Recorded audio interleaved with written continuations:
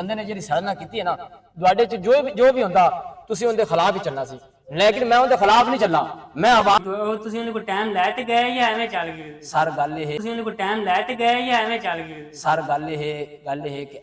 जेडे भी social media के वर्कर होते हैं तुम्हारे सामने 40-50 मुंडा जी ये सिर्फ मैं ही हाँ यासर कबाड़िया जेड़ा नंबर देना और नंबर ते काला करदा ए कुछ पार्टियां हैं भी जिन्हां नाल मेरा राबता नहीं लेकिन ए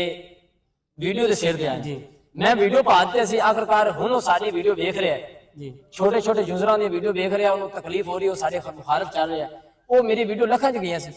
वो उन्हें ना वेखियो सन साडा उनदे नाल केड़ा राबता सी या फोन नंबर उनदे भाई दा नंबर सी उनदे भाई ने साडी कॉल ही चुकी सी नहीं कोई लोग आंदे ना भी एडा बड़ा स्टार है वो भी ते तुसी उनदे कोल गए ने कोई टाइम लिया हुंदा फिर तो दोनों पहुंच करदा सारो किने सारे स्टारां दा अपना अपना स्टाइल है हुण तुसी वेख लो उस्मान भी कहदा एतवार वाले दिन हुंदा है यासर कबाड़ीए दा जुमे वाले दिन मीटअप हुंदा है एक टाइम दिता जांदा उनदा कोई टाइम ही नहीं जिवें वो डंगर चलाना हुंदा ज़हन ही डंगर वाला अगर वो पढ़ा लिखा होनार हुंदा समझदार हुंदा ते कोई अच्छी गल करदा कहंदा यार मेहमान रब दी रहमत हुंदी और रोजेदार सन कम से कम ये ते कह जांदा यार तुसी बैठ के साए ते थोड़ा रोजेदार जे थोड़ा वेट कर लो या इंतजार कर लो या मैं तुहानू नहीं मिल सकदा साए ते बैठ जा उस बंदे ने इस पासे नहीं गया यार कम से कम यासीन